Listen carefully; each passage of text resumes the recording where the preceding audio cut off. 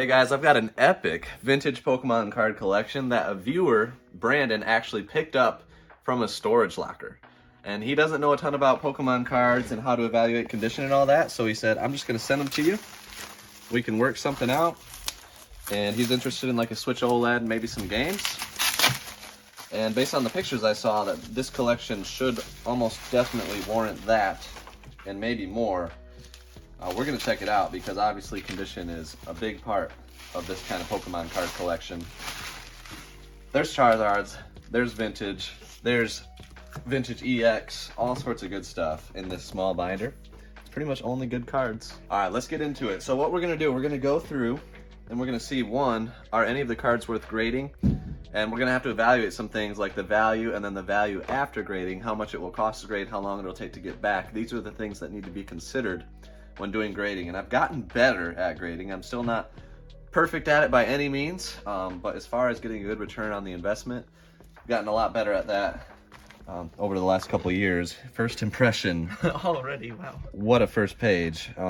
In the cards, they look pretty decent. Let's see, Dark Houndoom is a decently big card. That one looks like it might have some wear. Let's pull that out. So yeah, definite scratching on the hollow and some creases and stuff. So that one is absolutely not gradable. It might get like a 3 or a 5. I don't know. It's got creases. not good enough for... Definitely not good enough. This is a E-Series Charmeleon hollow, which is a pretty big card. That one... That looks pretty good. It's decent. Doesn't look like there's many scratches. It looks really good on the back. Mm-hmm. There's a couple marks and stuff, like it definitely has some minor edge wear, so that one might be shooting for like an 8 on a good day, but it kind of looks like there might be an indent, which can definitely impact it. So we'll have a maybe pile. Yeah, but let's look up the Charmeleon. It's so when you're looking at Pokemon cards, name of the card, Charmeleon, and then bottom right has a number. This one is 99 out of 97. Which means it's a secret card. Yes. It's higher than the actual numbers. Some sort of secret rare, which is usually a good thing. There you go. It's a pretty big card. These are unsold. Let's go to sold. So you go up to advanced. For those that don't know, this is the only way to look things up on eBay. It is good to see what is available, but okay. So realistically, you know, $16. A PSA 9 went for $115. It would cost $50 to grade it with PSA, so certainly not worth grading with PSA because I don't think it would get a 9. Looks like a near mint raw went for $77, and then kind of averaging out to $30 to $50, which is where this one would fall, I think. And these are all pretty somewhat recent, last couple weeks. Yeah, these are all pretty recent. 140 crossed out for a PSA 8. So that 115 on bid was probably a deal. Never smart to do a bid on something where the demand is kind of low, but like I think these people could have got more if they did buy it now. BGS 9.5, 222. So for SGC for $23, you know, if this could get a 9, it would probably be worth grading. If it got an 8, that would probably be about your break-even mark, where the value increase might only be $23 compared to raw. So it's kind of on the fence, but still a really awesome card. Let's keep going. All right, so next. Yeah, let's move on to page number 2, and maybe we can quickly evaluate the back of the cards. That's the easiest way to quickly evaluate. So this top one you can see is just not nice, which is the Wigglytuff. But like this one looks pretty good, as does... that one's okay. So what do you look for more? Do you look for the edge? So for those that don't know, the centering can affect a card. The left, how much space there is on the left and right, and then the top and bottom. Is there something you look for first to get a quick evaluation? Is it scratches, edge wear, or centering? For the back of the cards, it's just the easiest to tell the edge wear because you can see whiting on the edges. Mm-hmm. And if you see very little whiting, that means usually the card's going to be in good shape, and then you have to evaluate the front of the card, look for scratches, look at centering on all those things. Because if you have very minimal whiting, that's when you can be in like the PSA 9 range if the rest of the card checks out. So I've gotten some 9s that do have minor chipping on the edges. So that's the first thing. All right, so you got a nice Gengar. There's a beautiful legendary collection. Nidoqueen. I love this set. So cool. Pretty clean on the front. One tiny Not bad. Little chip on the top. Not bad at all. We're gonna sleeve that up. And now pretty much any of these legendary collection cards are good, right? Yes. Yeah, so Legendary Collection, you know, by the Fireworks Reverse Holo. There is a Charizard in this set. That's the #1 card that I want, really, in a 9 or 10. But Nidoqueen is definitely a cool one to get. And there's, I mean, a Gengar Vintage Fossil Holo. Definitely a nice one. Everything here is nice so far. You can tell it's a fossil by the fossil foot right there. That's right. Or it's out of 62 in the bottom right. Okay. For the set number. And that one honestly looks pretty clean too. So we're gonna evaluate some of those closer later. I love these vintage EX cards. You got a Gardevoir here. This Light Togetic is, I think it's one of the Neo sets, Neo Destiny maybe. So definitely some good ones here. Probably like a $30 card, $20 card, 15 to 20 on this holographic Giovanni trainer card. Those all look pretty clean. What is this one? Okay, Slaking looks especially clean. Gardevoir looks okay. I think it's got a crease over here. Here's the Skarmory. Oh, this is the biggest page. No doubt about it. It's the bottom 3 cards that are the ones I'm really looking at. So this Articuno is massive. That is, what set is this? It's H3 out of H32. Let's look up that one. All right, so it's out of Skyrich, which is the last Wizards of the Coast set. And ungraded, you got one that went for 220, 90, 250 crossed out, a PSA 5 for right around 200, PSA 9 for 575, 135, that one probably, that says moderately played, 275 probably near mint. So worst case, we're looking at 150?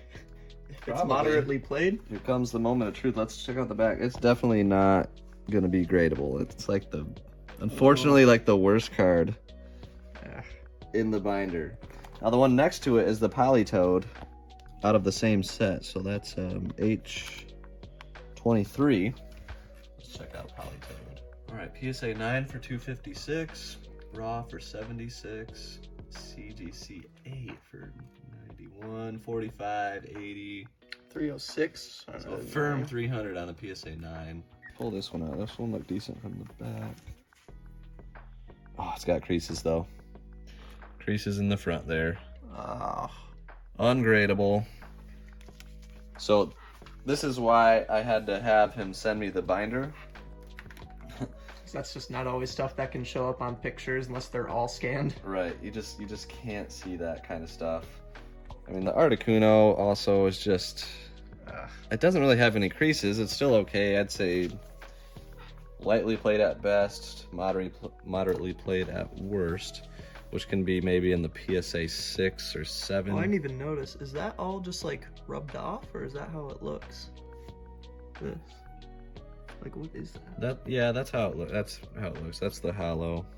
It's got a swirl in the bottom right, which is cool.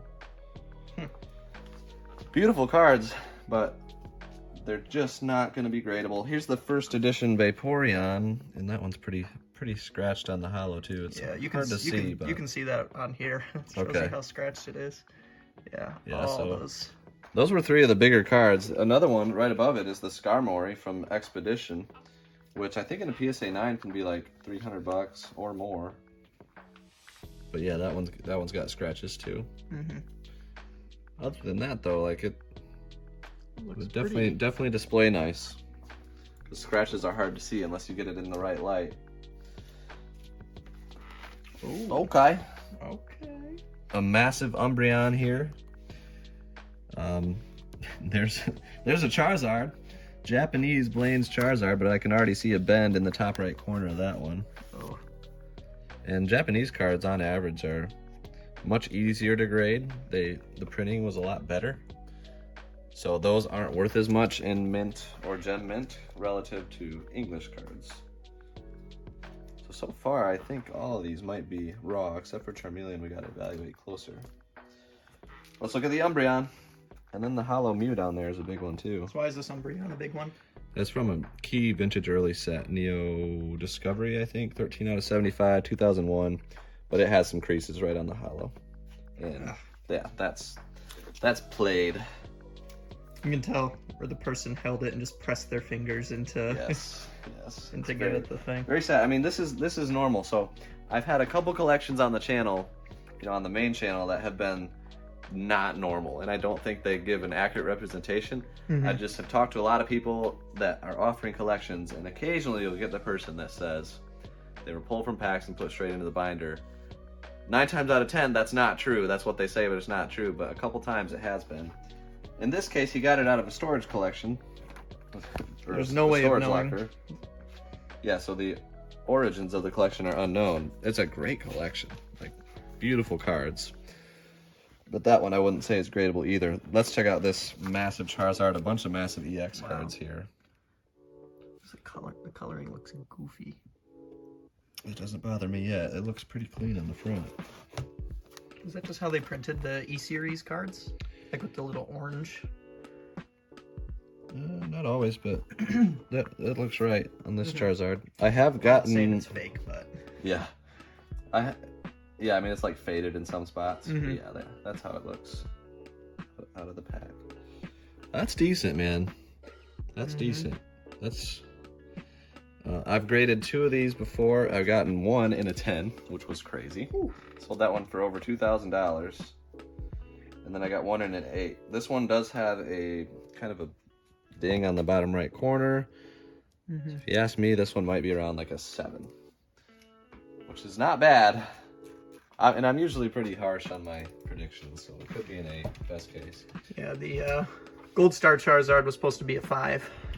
And it got a 9. Yeah, so... that's the worst offender. That's okay. That's non-hollow, so you have to find reverse hollow. All right, so reverse hollow 8 went for 300. Raw for 53. Another 8, right around 300. A CGC 3 for 100 crossed out.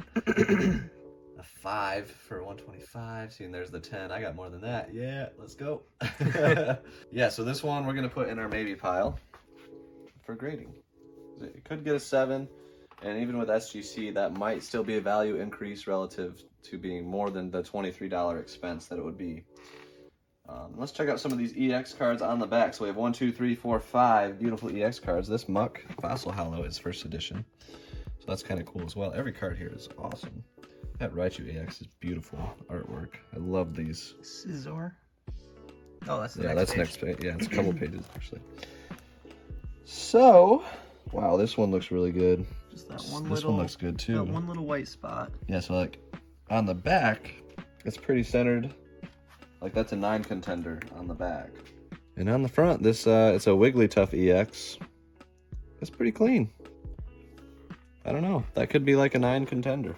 And then bends don't affect the grade, correct? Correct, yeah. So, well, what do you call that? Warping. Yes, warping. Because that's how they were printed. They were rolled off. And that does not dock the grade. So you've got a card that's kind of doing this. For Pokemon, they don't really knock you on the grading scale for that. Also, this Raichu EX is the other one that I thought looked really good. It's just a cool card. It is a really cool card. I love that card. Yeah, I mean, maybe an 8 contender there, if I'm... There's some as long as I'm seeing everything. I got a magnifying lamp, which I believe is linked in our Amazon supplies, so you can check that out to get a really good look at your cards. That's a good thing to have. All right, so this Raichu is about $20 raw, $8.50 in a PSA 10, and then there's a CGC 8 down here, which is very similar to SGC. That went for 60, 8.5 went for 77. I think it could get in that range. So it adds $40 to the value, and the cost to grade it would be $23. I'm gonna go ahead and send that one off. Could be a net increase on potential profit. That's the goal with my grading. But if you're just doing it for collection, that's totally up to you. They always look nice slabbed up. So far, those are the main ones that I've seen worth pulling out. That Aerodactyl is pretty close. Definitely some beautiful cards. There's another EX of that generation, the Kabutops. See how that one looks on the back. Oh boy, that looks good. Get it out. Oh yeah, very clean. That looks really good. Very clean on the front. There's some scratching on the bottom. Yeah, but minor edge wear. So maybe, you know, maybe in that 8. It's got a little bit of corner thing here. I don't know. Still could shoot for an 8 though. Put it in the maybes. We'll put it in the maybe pile. There's just so many cool cards. Like the Giovanni's Machamp is an all-timer for artwork for me. I loved that card as a kid. Still love it now. And then it looks like we're gonna have like regular rares and stuff, but there's first edition here and here. First edition. And these are all rares still. And now we're getting into, that's a really cool non-holo card, that Entei. That's from one of the Neo sets out of 64. This first edition Rocket Squirtle, Flareon first edition, Charmander. It's a beautiful collection. Are either of those? No, they're both regular. Yeah, they're not first edition, but they are rares. So every card on this page is a rare. Every card on this page is a rare. I might need some of these for some of my sets. Yeah, so you're building what sets? Pretty much all these vintage ones I've been trying to build. So Jungle, Fossil, Base, and then some of the Neo sets and some of the E-Series sets. Now is that for fun or to resell? That's for fun, yeah. I'm trying to get those built for the collection. Going old school, building sets, but I'm only doing it when I get like collections like this to sort through. I'm not like specifically going on eBay and targeting cards to complete. Yeah, lots of first editions mixed in. Would have been nice if more of the holos were first editions. There's the Jolteon. Dark Slowking. That is a cool card. That looks really cool. I love that set. This Raikou is amazing. Wow, like bring back the vintage. I'm all about those vintage Pokemon cards. Can I get a like for vintage Pokemon cards? If you made it this far, you must be into them. And I totally understand why, because they are awesome. And there's the binder. The question is... World Championship card, is that anything? No, fortunately not. Question is this collection worth a Switch OLED, brand new, plus some games? That was what they requested. It's kind of on the borderline. I think it probably still will be, but because the highest end cards had some notable wear, that hurts it. If they would have been near mint, I would have given them more. So now what are you looking for in order to do a trade, or how do we normally do trades? Normally we like to double up, so we like to get you know, the value of this should be about double the value of whatever I trade, and that's the goal. So we're looking for about $800, $900 in value here, since the OLED is $350, really $370 after tax plus games, so probably about $400 to $500, probably more like $500. So we're looking for about $1,000 in value here, which is still very possible because a lot of these cards are $10, $20, $30, and that adds up. That adds up fast. And then some of them might be gradable up there, which will increase the value, but even so, we have the grading fees and yeah, there's additional expense in all that. So I think what I'm gonna do is send off a Switch OLED and plus a couple games exactly as he requested, because I think that's about right on the money. So he's gonna get an OLED. I'll probably pick out maybe 3 of these games here, and we'll go through the collection and see what happens. So one thing I just discovered while going through the rest of this binder is there's about 7 rares from the Skybridge set, which is the last Wizards of the Coast set, perhaps the most rare Pokemon set, the shortest print run of all time. These 3 I think could get 9s if graded. So they are, like, they're not holos, they're not reverse holos, but they are in great condition. I mean, they might get 8s, they might get 7s, but these ones look the best, and I think I'm gonna grade these. The Wigglytuff ended up being the only other of the holos that seems like it's worth grading. And then there are, these cards are just amazing. So there's 5 in this stack that I would say are like near mint, lightly played at worst. So they're really nice. And then these 3 are hopefully mint. So 8 rares from Skyridge, and I believe the hype. Like, look at these cards, how beautiful they are. It's an amazing set, and it's one that I am going to start collecting. So I'm keeping all these, and hopefully these get good grades. And then I'm also keeping this one. I'm gonna start collecting the Legendary Collection as well. Well, We got the grades back, and they were horrible. So horrible that Chase took the rest of the day off. Goodbye.